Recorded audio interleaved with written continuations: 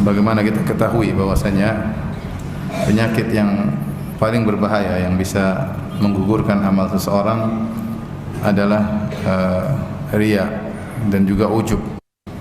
Oleh karenanya Ibnu Qayyim pernah berkata, laisa sya'nu fil amal wa innama sya'nu an yuhfadhal amal mimma yufsiduhu, ya. Bahwasanya yang paling utama itu bukan sekedar beramal soleh, tapi yang paling utama adalah menjaga amal dari yang bisa merusak amal, ya. Au yungkisuhu, atau bisa mengurangi amal. Setan tidak peduli kita beramal sebanyak apapun, namun jika amal tersebut ternyata dilakukan di atas riya, maka amal sebesar apapun tidak akan diterima oleh Allah Subhanahu wa taala. Rasulullah SAW telah menjelaskan tentang orang-orang hebat yang kemudian disiksa di neraka jahanam padahal mereka telah beramal soleh yang luar biasa. Sebagaimana kita ketahui, Rasulullah SAW bersabda, awwalu man tusa'aru bihimun naru thalatha. Yang pertama kali dinyalakan api neraka bagi mereka adalah 3 orang. Yang pertama adalah mujahid yang sampai meninggal di jalan Allah, maka dihadirkan pada hari kiamat, diingatkan tentang nikmat-nikmat yang Allah berikan kepadanya. Maka Allah bertanya, "Wa ma amilta fiha?" Apa yang kau lakukan dengan nikmat-nikmat tersebut? Kata dia, "Qataltu fika hatta stushhid." Aku berperang di jalanmu sampai aku mati syahid. Kata Allah, "Kadzabta walakin liyaqal annaka jari." Kau dusta, tetapi kau berperang supaya dikatakan engkau adalah pemberani, engkau adalah jagoan, engkau adalah pahlawan. Wa qad qil, dan tujuanmu telah dikabulkan. Demikian juga orang kedua, rajulun ta'allamal ilma wa 'allamahu wa qara'al Qur'an. Yang kedua ustaz yang belajar ilmu agama, belajar Al-Qur'an, dan dia mengajarkan ilmu dan dia mengajarkan Al-Qur'an. Maka pada hari kiamat kelak Allah hadirkan dia. Hidupnya susah payah belajar dan mengajar. Hidupnya dipenuhi dengan belajar dan mengajar. Ya, maka ketika di hari kiamat Allah hadirkan, kemudian Allah bertanya kepadanya, "Ma amilta fiha?" Apa yang kau lakukan dengan nikmat yang aku berikan padamu? Kecerdasan, kepandaian berorasi, hafalan yang kuat, suara yang indah. Kata dia, "Qara'tu fikal Qur'ana wa 'allamtuh." Aku baca Al-Qur'an karena Engkau ya Allah, dan aku mengajarkannya juga karena Engkau ya Allah. Kata Allah, "Kadzabta walakin liqal annaka qari." Kau dusta, kau melakukannya supaya kau dikatakan ahli baca Quran, atau liqal annaka alim, supaya dikatakan kau adalah orang yang ahli ilmu, orang hebat dalam ilmu. Wa qad qil, dan tujuanmu telah dikabulkan. Semua orang kenal engkau ahli Quran. Tsumma umira bihi fasahwa ala wajhi hatta ulqiya fin nar. Kemudian Allah perintahkan malaikat menggeret wajahnya sampai dilemparkan dalam neraka jahanam. Yang ketiga, rajulun atahu Allahul min asnafil mali kullih. Seorang diberikan seluruh jenis harta kepadanya selama di dunia. Maka ketika hari kiamat dihadirkan, Allah ingatkan dengan nikmat-nikmat yang Allah berikan kepadanya. Kemudian pertanyaannya, "Wa ma amilta fiha?" Apa yang kau lakukan dengan nikmat tersebut? Kata dia, "Ma taraktu min sabilin tuhibbu an yunfaqa fiha illa anfaqtu fiha." Tidak ada satu jalan kebaikan pun yang kau suka aku berinfak di situ kecuali aku berinfak karena Engkau ya Allah. Kata Allah, "Kadzabta," kau dusta, walakin yuqal annaka jawad. Tapi kau melakukannya supaya kau dikatakan sebagai orang yang dermawan, wa qad qil, dan telah dikatakan. Ini contoh 3 orang yang seandainya mereka ikhlas karena Allah, tentunya mereka menjadi orang yang terbaik. Siapa yang ragu tentang pahala orang yang berjihad di jalan Allah? Siapa yang ragu tentang pahala orang yang mengamalkan Al-Quran dan mengajarkannya? Kata Nabi, "Khairukum man ta'allama al-Qur'ana wa 'allama." Sebaik-baik kalian adalah yang belajar Quran dan mengajarkannya. Ya. Siapa yang ragu tentang dermawan? Yang kata Nabi sallallahu alaihi wasallam, "La hasada illa fitnatain." Tidak ada hasad kecuali kepada kedua orang. Yang pertama kepada alim ulama, yang kedua kepada rajulun atahullahul mal wa huwa yusallitu ala halakati fil haq. Yang kedua yang patut kita hasati, yaitu kita ingin seperti dia, adalah orang yang Allah berikan harta kemudian dia gunakan untuk di jalan Allah. Ini orang-orang hebat semuanya. Dan mereka untuk bisa menjadi 3 orang ini, mereka semuanya butuh perjuangan. Tetapi ketika niat mereka bukan karena Allah, maka jadilah mereka orang yang pertama kali diadab pada hari kiamat kelak. Makanya benar perkataan Ibnu Qayyim, laisa sya'nu fil amal. bukan yang penting beramal. Wa innama sya'nu an yuhfadzal amal mimma yuhbituhu aw yufsiduhu. Tetapi yang paling penting adalah menjaga amal dari hal-hal yang bisa menggugurkannya dan bisa merusaknya.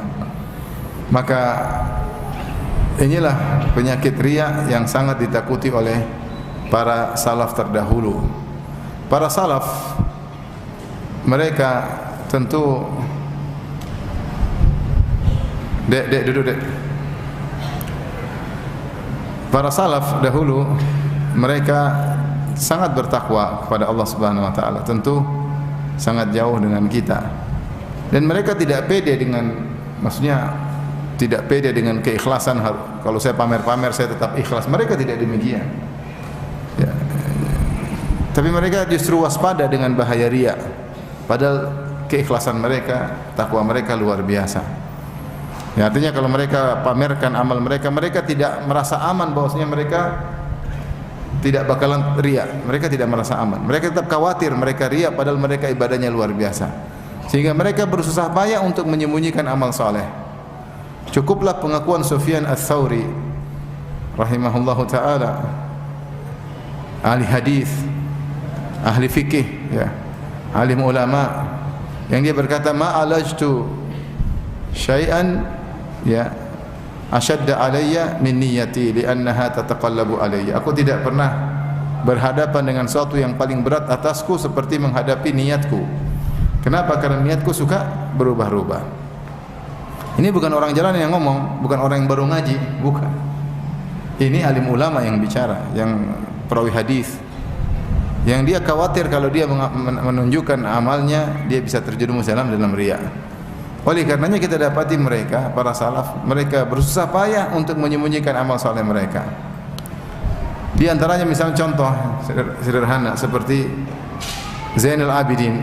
Zainul Abidin yaitu Ali ibn al-Husain bin Ali bin Abi Thalib radhiyallahu taala anhu. Yaitu anaknya Al-Husain. Bagaimana disebutkan dalam biografi beliau? Beliau bertahun-tahun di malam hari selalu mengangkat gandum untuk diberikan kepada para fakir miskin, pada para aramil, para janda, orang fakir miskin. Dia kasih di kota Madinah. Ya, dan bahkan dia yang mengangkut gandum sendiri, dia tidak menyuruh orang lain, dia mengangkut sendiri. Dia mengayomi berapa banyak keluarga.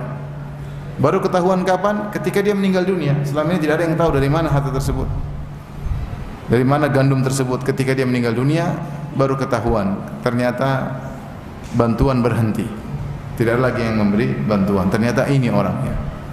Ternyata ketika dimandikan dilihat bekas hitam di pundaknya, berarti selama ini dia yang memikul apa? Gandum. Subhanallah.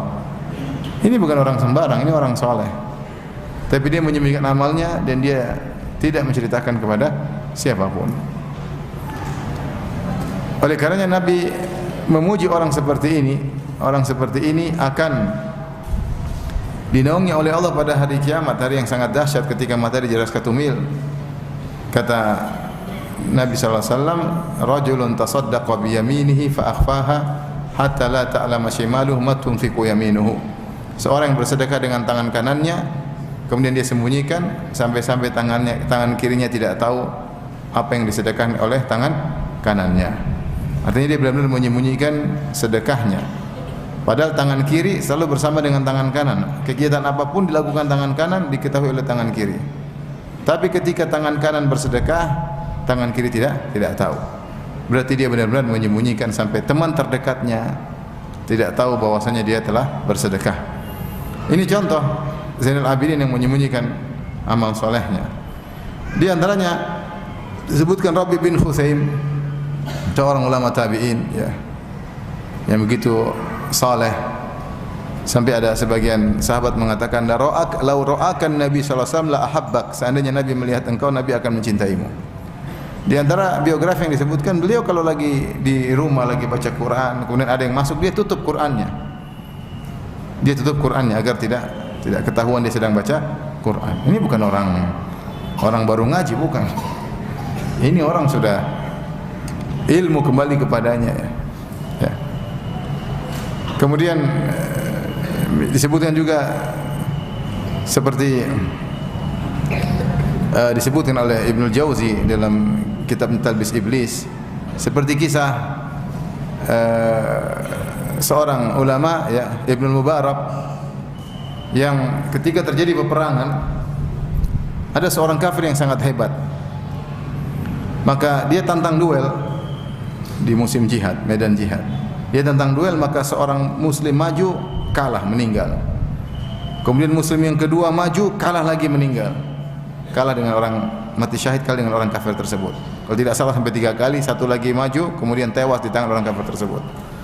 Maka datanglah Ibnu Mubarak, dia tutup wajahnya, mutalassiman. Kemudian dia maju dan dia berhasil membunuh orang tersebut. Orang penasaran siapa dia, ada seorang yang kemudian menarik tersingkap, ternyata dia Ibnu Mubarak. Dia tidak ingin orang lain apa? Tahu. Ya. Kalau mau saat-saatnya terkenal, inilah saatnya apa? Terkenal. Kalau mau saat-saatnya pencitraan, inilah saat pencitraan. Tapi mereka dahulu tahu bahwasanya dunia ini hanyalah sementara.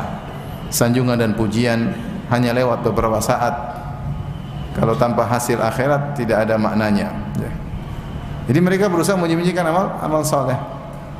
Sebenarnya ada seorang salaf, sebutkan dia salat malam, maka kemudian ada temannya yang bersafar bersama dia, pura-pura tidur, ternyata tidak tidur. Dia salat malam. Kemudian dia tidur. Atau dia pura-pura tidur. Ketika menjelang subuh, kemudian azan dikumandangkan, kemudian dia pura-pura menggeliat, dia berkata, tidur sangat enak. Sehingga orang yang melihat seakan-akan dia tidur semalam suntuk. Padahal dia tidak tidur tapi salat malam. Ya, kisah-kisah seperti ini sangat banyak menunjukkan bagaimana para salaf mereka mengkhawatirkan yang namanya riya, ya. Mengkhawatirkan yang namanya riya, sehingga mereka menutup pintu-pintu yang bisa menyebabkan mereka riya. Makanya Salamah bin Dinar berkata, "Uktum min hasanatik kama taktum min sayyiatik." Sembunyikanlah kebaikan-kebaikanmu sebagaimana engkau menyembunyikan dosa-dosamu. Sebagaimana kau tidak ingin dosa-dosamu diketahui orang, maka sembunyikanlah kebaikan-kebaikanmu. Biarlah hanya Allah yang mengetahui. Nah, itu zaman generasi salaf. Ya. Bahkan antara cerita seorang salaf yang dia puasa tidak ada yang tahu. Dia pergi keluar, ya. Dia bilang istrinya siapkan sahur, siapkan makanan iftar. Kemudian dia kerja, padahal dia berpuasa. Sampai di pasar dia bagikan makanan tersebut. Kemudian dia pulang maghrib, seakan-akan makan malam, padahal dia buka puasa. Dan itu bertahun-tahun berjalan. Istrinya tidak tahu kalau dia senantiasa sering puasa. Subhanallah, dia bagaimana? Jangankan menutup amal soleh dari orang, istrinya pun dia berusaha tutup amal dari istrinya. Ini para salaf dahulu.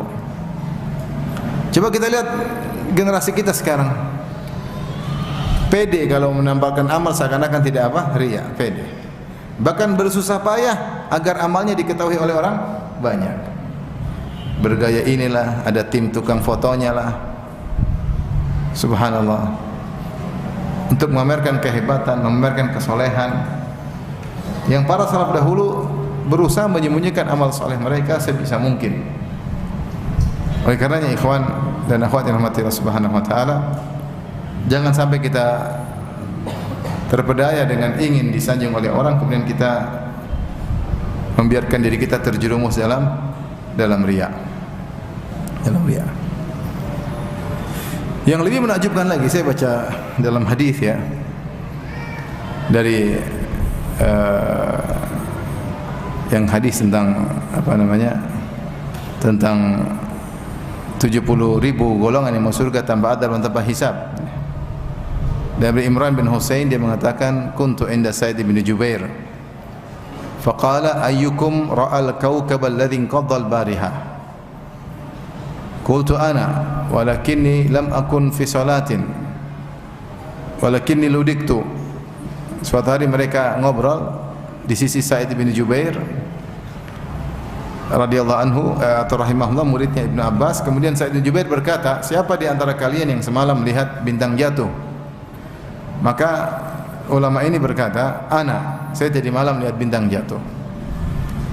Ama ini lam akun fi sholatin, tapi saya melihat bintang jatuh bukan karena saya sedang sholat malam, karena bintang jatuh terjadi di malam hari, dan biasanya para salaf dahulu kalau tidak tidur malam itu sholat malam, bukan kayak kita kalau tidak tidur malam biasanya apa? Nonton bola ya, sebagian kita. Jadi kalau para salaf tidak tidur malam, mereka biasanya sholat malam karena tidak ada hiburan malam hari sudah. Maka ketika ada meteor jatuh atau bintang jatuh di malam hari, tidak semua orang bisa lihat. Maka Sa'id bin Jubair berkata, siapa yang tadi malam melihat meteor jatuh atau bintang jatuh? Maka salaf ini berkata, saya melihat. Kemudian supaya tidak disangka dia sholat malam, maka dia menepis persangkaan tersebut. Ama inni lam akun fi sholatin, saya tuh bisa melihat bintang jatuh, dan saya tidak tidur berarti. Bukan berarti saya begadang karena sholat malam. Walakinni ludiktu, akan tapi saya tersengat binatang berbisa. Subhanallah, bagaimana dia tidak ingin dipersangkakan dengan persangkaan yang tidak benar. Kalau dia diam saja, iya saya tadi malam lihat, mungkin orang menyangka, Masya Allah jam segitu belum tidur, sholat malam sampai jam segitu. Supaya tidak disangka seperti itu, dia tepis. Dia mengatakan, saya itu tidak tidur bukan karena sholat malam, tapi karena saya tidak bisa tidur karena sedang sakit, tersengat sengatan binatang berbisa. Mereka tidak ingin dipuji dengan sesuatu yang tidak mereka lakukan. Subhanallah, para salaf yang mereka lakukan, mereka tidak ingin dipuji, apalagi yang tidak mereka lakukan. Yang mereka lakukan, mereka tidak ingin dipuji, apalagi yang tidak mereka lakukan. Dan itu di antara sifat-sifat orang munafikin, kata Allah Subhanahu wa taala, yuhibbuna an yuhmadu bima lam yaf'alu. Mereka suka untuk dipuji dengan apa yang tidak mereka lakukan. Sudah mereka tidak lakukan, mereka ingin dipuji. Ya. Rasulullah SAW bersabda, al-mutasyabbi' bima lam yu'ta kalabisi thawbai zur. Seorang yang berhias dengan apa yang tidak dia diberikan kepadanya, maka seakan-akan dia telah memakai dua pakaian kedustaan. Dia membohongi dirinya sendiri dengan menampakkan sesuatu yang tidak dia miliki, kemudian dia membohongi orang lain dalam rangka untuk dipuji. Lihat salaf tadi, ini ciri orang munafik, ingin dipuji dengan sesuatu yang tidak dilakukan. Seharusnya apa yang kita lakukan, kita jangan mencari pujian. Lakukan. Syekh Muhammad bin Shalih Al-Utsaimin rahimahullah, sebagaimana saya dengar cerita dari Syekh Abdul Razak hafizahullah taala, beliau cerita suatu ketika Syekh Muhammad bin Shalih Al-Utsaimin rahimahullah datang ke UIM, Universitas Islam Madinah, kalau saya tidak salah ingat ceritanya demikian. Kemudian dia ingin beri pengajian, maka yang menjadi moderator Syekh Abdul Razak. Kemudian Syekh Abdul Razak memuji, dia mengatakan akan menyampaikan pengajian al-allamah. Al-allamah itu orang yang sangat alim. Maka spontan Syekh Utsaimin mengatakan, uskut, diam. Dia tidak nyaman ketika dibilang al-allamah, orang yang sangat alim. Dipuji di depan mahasiswa, Syekh mengatakan diam. Langsung spontanitas. Padahal kalau kita bilang dia allamah, orang sangat alim, wajar. Siapa yang tidak tahu keilmuan Syekh Al-Utsaimin, tahqiq-tahqiqnya luar biasa. Tapi ketika dia bilang allamah, dia bilang diam.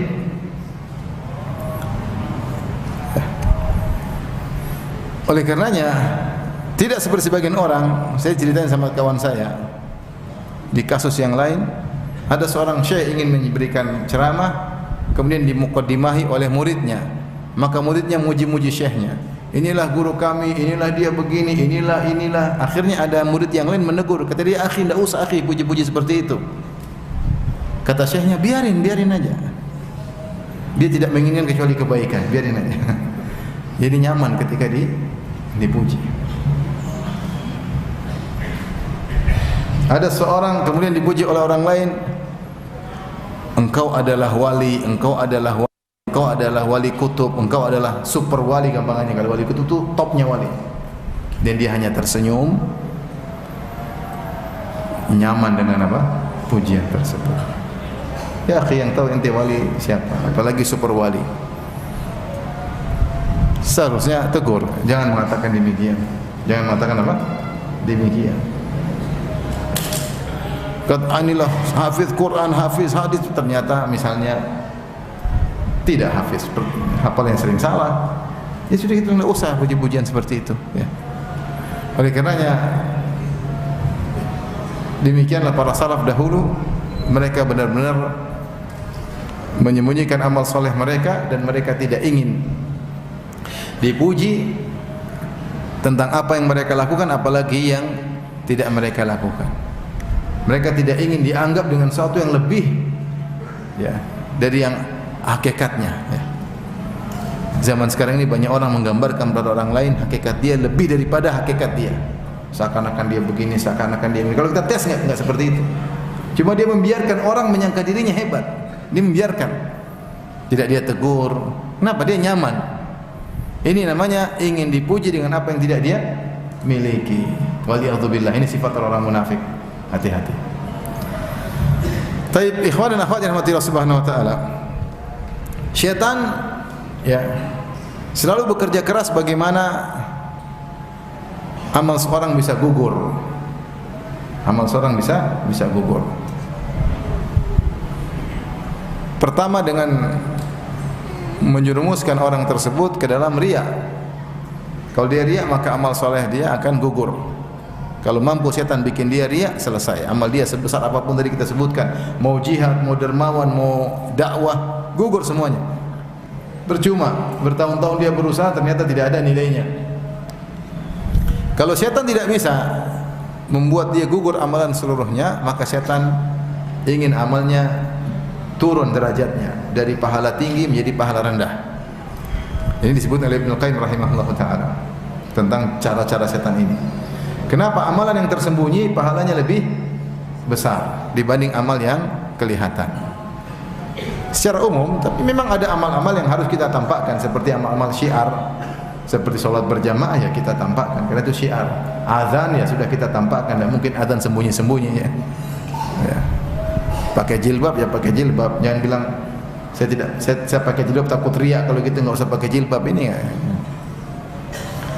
Amal yang syiar maka tampakkan. Zakat kita tampakkan agar orang miskin tidak suudzon sama kita. Tidak apa-apa. Ada amal-amal yang memang hukum asalnya kita tampakkan, terutama haji misalnya, zakat misalnya, puasa Ramadan. Enggak perlu riak puasa Ramadan, semua orang juga puasa.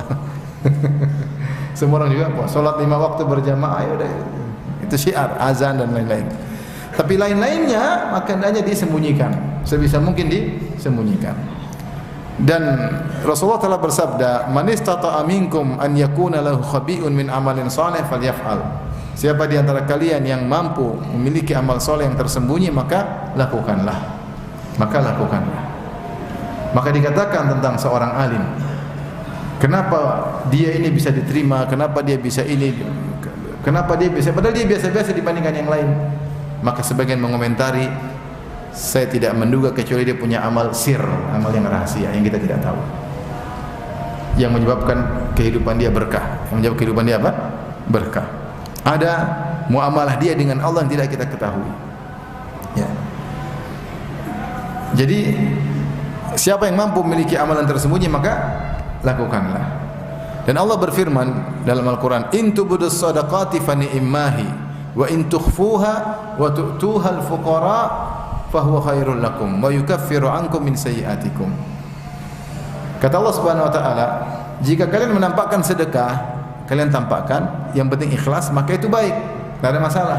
Seorang bersedekah dia tampakkan, ada maslahat, ikhlas, tidak ada masalah. Tetapi wa in tukhfuha, tapi kalau kalian sembunyikan, wa tu'tuhal fuqara, paling kalian langsung kasih kepada fakir miskin, tidak melalui perantara, kalian langsung dan kalian sembunyikan, fahuwa khairul lakum, maka itu lebih baik bagi kalian. Amal tersembunyi lebih baik daripada amal yang tampak. Kalau dua-duanya ikhlas, enggak ada masalah. Ya. Tetapi yang tersembunyi lebih afdal, ya. Itu lebih afdal. Maka syaitan kalau tidak berhasil menjerumuskan seorang dalam riya, maka syaitan dia tidak pernah putus asa. Dan syaitan tidak pernah putus asa menggoda kita. Karena dia enggak ada kerjaan lain kecuali menggoda apa? Kita. Kalau antum kan banyak kerjaan. Setan enggak ada kerjaan kecuali godain kita. Dia nongkrong godain kita. Inna syaitan ya qa'ada li ibni Adam bi atruqih. Kata Nabi SAW, setan itu nongkrongi semua jalan yang ditempuh anak Adam, dia tongkrongi. Enggak, karena enggak ada kerjaan lain.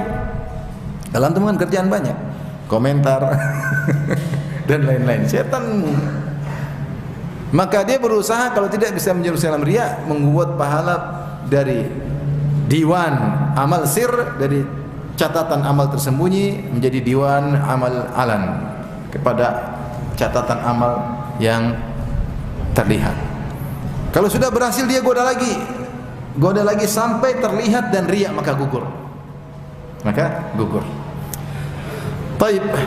Dan cara setan untuk menjerumuskan orang dalam riya dengan berbagai macam cara, dan mudah bagi setan untuk menjerumuskan orang dalam riya. Kenapa? Karena sifat dasar manusia ingin dipuji.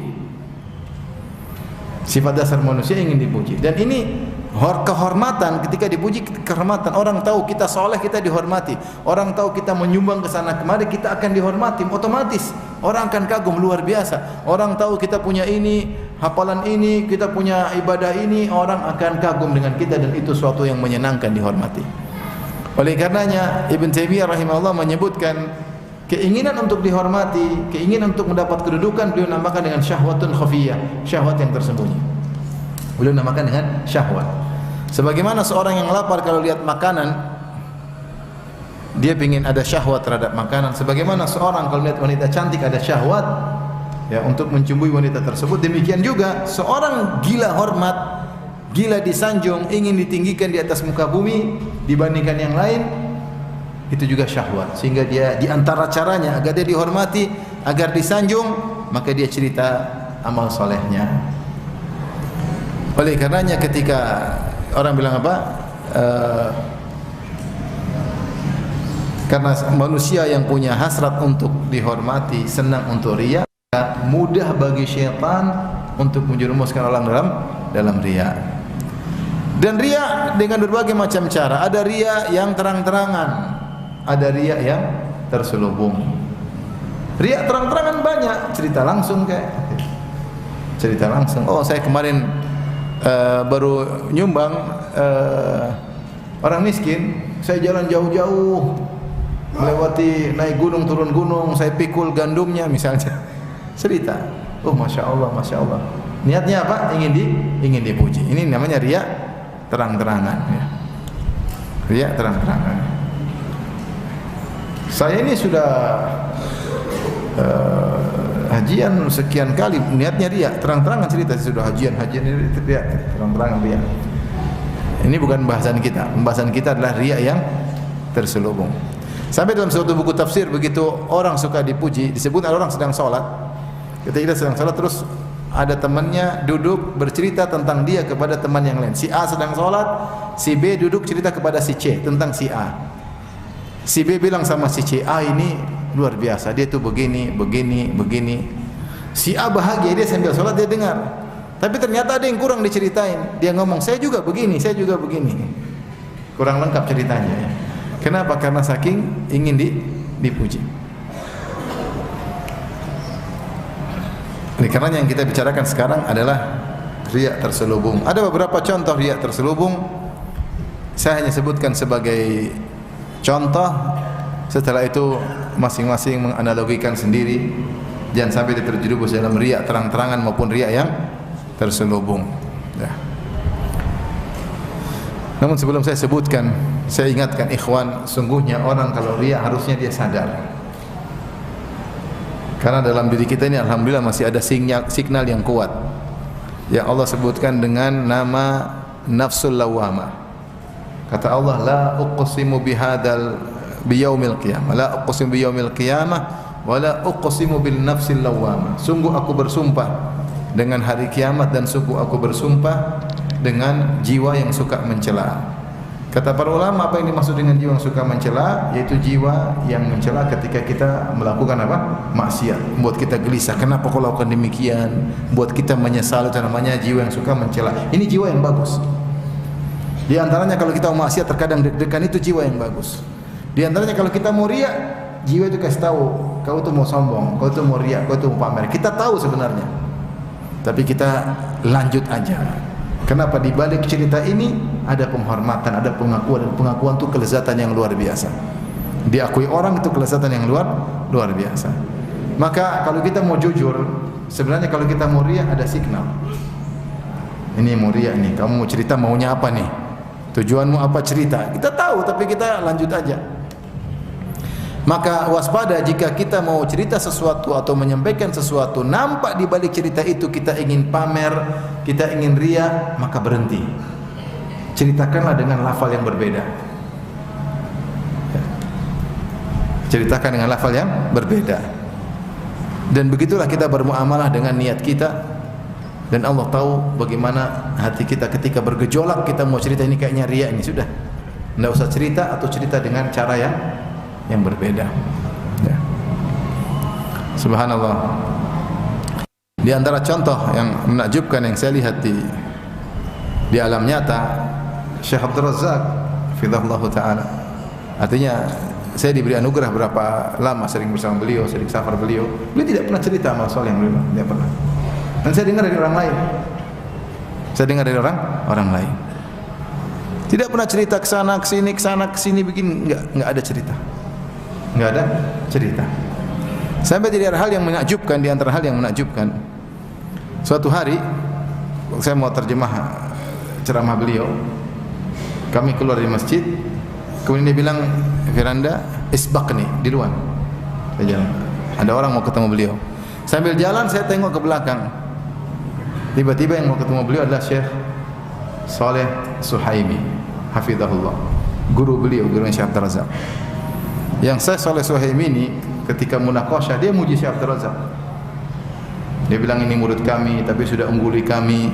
Bahkan dia ngajarkan buku Syekh Abdul Razak di Masjid Nabawi. Dia juga pengajar, Syekh Abdul Razak pengajar di Masjid Nabawi, Syekh Saleh Suhaimi juga pengajar di Masjid apa? Nabawi. Dan dia terkadang berapa kali ngajar buku Syekh. Kemudian saya jalan, saya lihat Syekh ngobrol sama dia dari jauh. Ternyata dia minta buku dalam bentuk Word mungkin untuk diajarkan di Masjid Nabawi. Tapi saya tunggu, akhirnya Syekh datang. Terus Syekh bilang apa? Afwan Firanda, tadi ada orang perlu sama saya. Gitu aja. Seandainya kita di posisi Syekh, kita bilang, "Oh, tadi itu guru saya. Sekarang dia belajar dari saya. Sekarang dia pinjam, dia bahkan ngajar buku saya." Kesempatan untuk pamer enggak? Luar biasa. Tapi dia cuma bilang tadi ada orang perlu sama saya, selesai.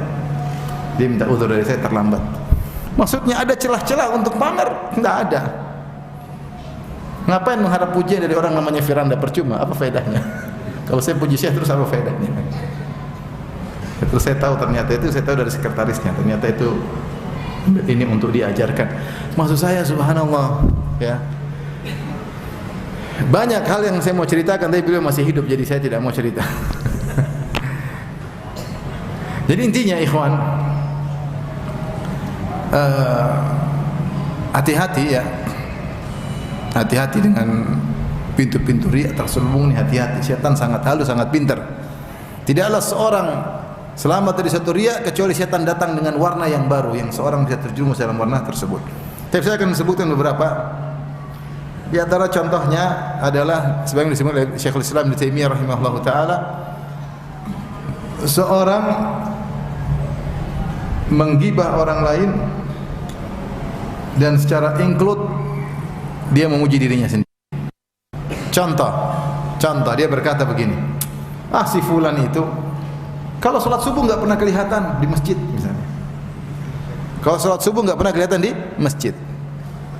Apa yang antum pahami? Yang antum pahami berarti dia selalu sholat subuh di masjid. Faham? Dia memuji dirinya dengan mencela orang lain. Dia tidak mengatakan kalau saya selalu di masjid, enggak. Tapi cukup dia bilang si fulan itu enggak pernah kelihatan di masjid. Salat subuh enggak pernah kelihatan di masjid. Orang pahami dia enggak pernah ketinggalan salat subuh di masjid. Ini contoh, ini riya plus ghibah. Riya plus apa? Ghibah. Dan riya terselubung. Kalau dia bilang, adapun saya selalu salat subuh di masjid, ini riak terang-terangan. Dia tidak ingin dibilang orang riak. Jadi dia riak tapi tidak mau dibilang apa? Riak. Seperti orang sombong tapi tidak mau dibilang sombong. Dibilang, saya mau cerita tapi bukannya saya sombong ya. Dia tahu kalau dia cerita begini terkesan sombong, maka dia tepis, dia mengatakan bukannya saya sombong, padahal dia sedang sombong. Nah ini ceritanya, dia sebutkan kejelekan orang lain supaya dia dipuji dengan cara yang sangat halus. Ya. Subhanallah, ini luar biasa ya. Dia bilang si fulan tidak pernah ke masjid salat subuh. Saya tidak pernah lihat dia di masjid.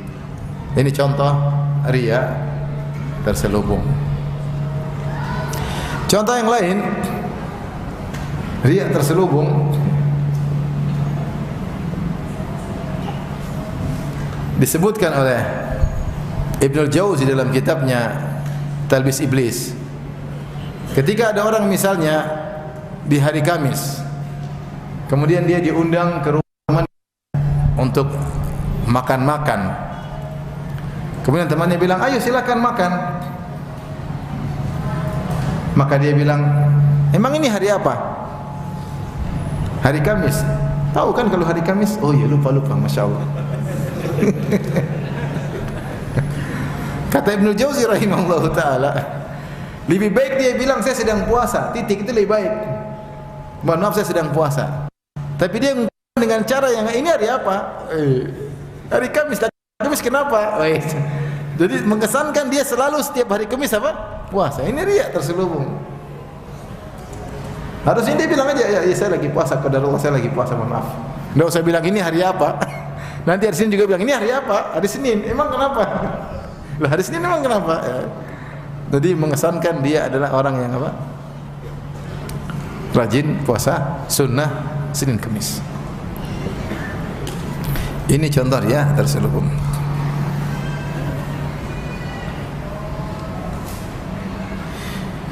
Contoh dia terselubung juga seperti dia menyebutkan tentang nikmat-nikmat yang dia alami, seakan-akan ingin bersyukur kepada Allah, tapi ini tentunya hanya Allah yang tahu. Tapi ternyata dia sebutkan itu bukan dalam rangka bersyukur, tapi dalam rangka untuk menunjukkan dia orang yang soleh. Buktinya Allah selalu menolongnya misalnya. Tipis ini, tipis. Kita dianjurkan untuk menceritakan nikmat yang Allah berikan kepada kita agar kita bisa bersyukur. Kata Allah Subhanahu wa taala, "Wa amma bi ni'mati rabbika fahaddits." Adapun nikmat Rabbmu maka ceritakan. Tujuannya apa? Agar kau tidak lupa, agar kau pandai bersyukur. Maka tidak mengapa kita ingatkan anak, istri, karena terkadang anak lupa, sudah dapat uang banyak, sudah punya rezeki, lupa untuk bersyukur. Kita bilang, "Nak, kamu enggak tahu dulu kita ini susah, rumah ngontrak, bayar ngontrak aja nggak bisa. Sekarang alhamdulillah kita punya rumah." Kita ingatkan istri, sayang, kamu ingat dulu kamu kurus kerempeng, sekarang masya Allah berbobot. Bersyukurlah. Dulu kita pinjam motor orang, kita nggak ngisi bensinnya. Sekarang masya Allah orang pinjam motor kita, nggak usah isi bensin, nggak apa-apa. Jadi terkadang kita perlu menceritakan nikmat supaya kita ini tidak lupa diri. Karena syukur itu tidak mudah. Oleh karena di antara cerita tentang Uwais Al-Qarani karena bihi baras. Dulu dia punya penyakit baras ke seluruh tubuhnya, warna putih, albino. Maka dia berdoa kepada Allah untuk Allah menghilangkan penyakitnya tersebut. Kecuali ila maudhi'a dirham. Kecuali sekeping seukuran penyakit di pusarnya, dia minta, ya Allah sisakan, jangan hilangkan semuanya. Tujuannya apa? Tujuannya kalau mungkin dia lagi mandi, dia lihat dia dulu pernah apa? Berpenyakit, sehingga dia selalu bersyukur kepada Allah. Jadi dia ingat-ingat nikmat Tuhan supaya pandai bersyukur. Jadi kita enggak mengapa cerita tentang nikmat yang kita alami dalam rangka untuk bersyukur. Tapi hati-hati, terkadang orang menceritakan nikmat-nikmat yang dia alami untuk menunjukkan saya orang soleh, saya ini wali Allah, saya ini. Hati-hati. Di balik kita tersebut ada riya. Kita ingat, ini kita pembahasan ini kita bukan untuk menuduh orang lain, kita untuk introspeksi diri. Waspada. Karena seorang terkadang menceritakan nikmat, oh kalau saya begini, Allah segini, bukan untuk bersyukur, tapi menunjukkan kepada orang saya ini adalah wali Allah atau pilihan Allah dan lain-lainnya. Hati-hati, ini namanya riya terselubung. Waspada ya. Sebagian orang didukil oleh Al-Munawi. Ini contoh yang keempat.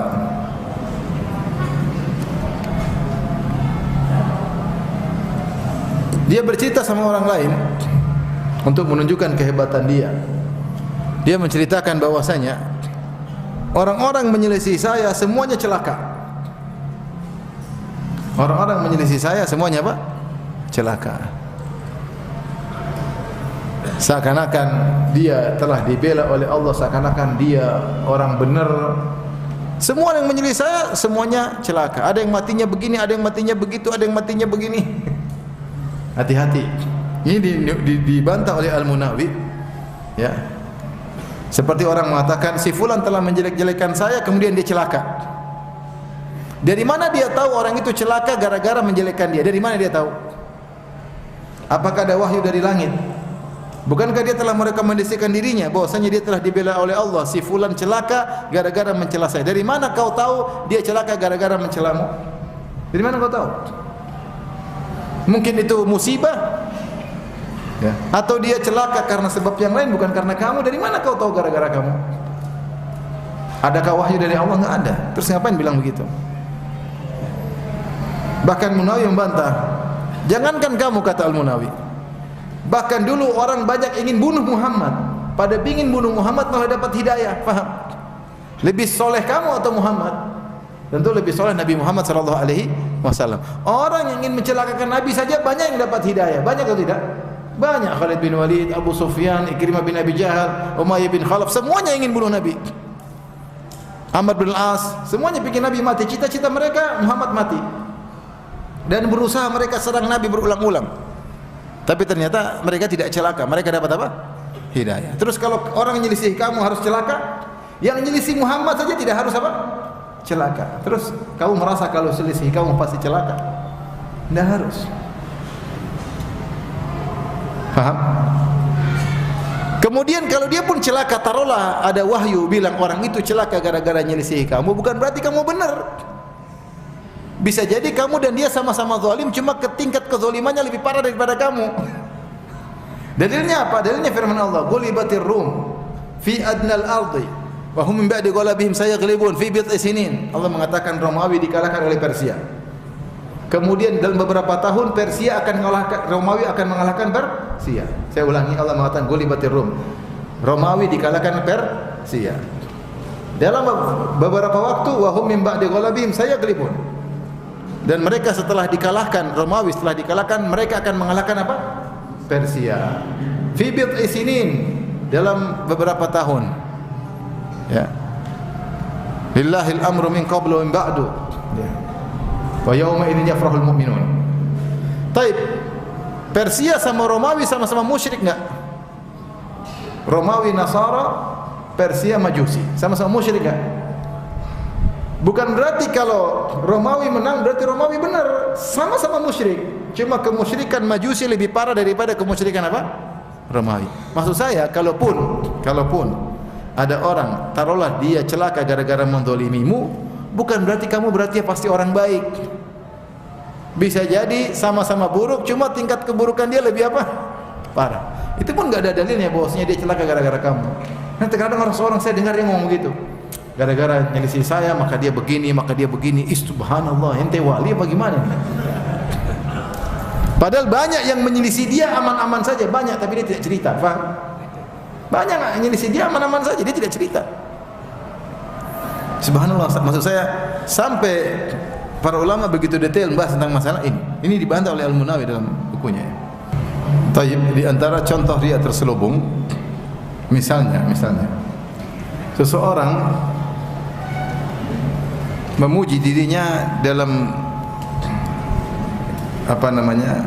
casing yang samar. Dia mengatakan begini misalnya, dia bilang, Masya Allah, saya pergi kemarin ngisi di tempat itu, yang hadir ramai sekali, Masya Allah, dakwah sudah berkembang, sunnah. Ini kan bagus, kita dengar indah, seorang gembira dengan tersebarnya sunnah. tapi ternyata dia ingin menyampaikan mereka datang karena saya. Saya pengikutnya banyak. Hati-hati. Tipis. Jangan kita nuduh orang. Saya tidak bikin pengajian untuk nuduh orang, tapi untuk curigai diri sendiri. Saya tentu masukkan riya dengan cara halus. Ya. Dulu ada guru saya, dia bilang, Masya Allah kemarin saya ngisi penuh masjid. Masya Allah Ustaz, iya penuh angin kata dia. Yang hadir sedikit. Hati-hati. Rame, kemudian shooting pakai drone, menunjukkan bagaimana, hati-hati. Yang penting hati-hati. Apa yang kau maksudkan dengan hal tersebut? Maka saya sampaikan kepada kawan-kawan para dai atau para penggiat dakwah, hati-hati ya, hati-hati. Pintu-pintu riya itu sangat banyak, dan jangan kita terjebak riya gara-gara murid kita, gara-gara audiens ya. Kalau kita tahu ada yang ingin melebih-lebihkan kita tegur dia. Ini enggak usah begitu. Saya biasa-biasa aja. Jangan malah kita like ya. Misalnya guru, ada murid saya bilang, inilah Ustaz Firanda, kalau kalau setiap duha selalu kebiasaannya sholat duha misalnya. Terus di shooting saya lagi sholat duha. Jangan saya like dia.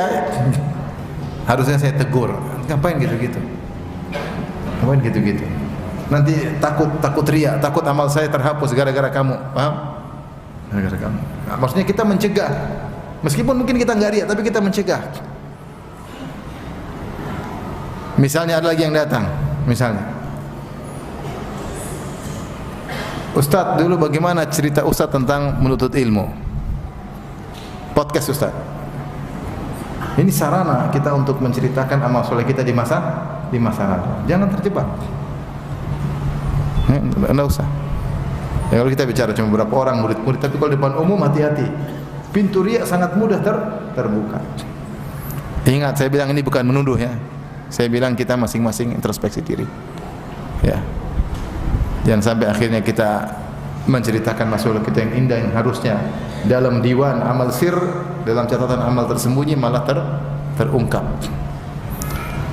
Jangan coba-coba cerita menunjukkan Anda hebat. Semua kehebatan dari siapa? Allah Subhanahu wa taala. Jadi tidak perlu kita membranding diri kita sendiri. Tidak perlu kita membranding diri kita sendiri. Kalau Allah sudah mengetahui, sudah selesai.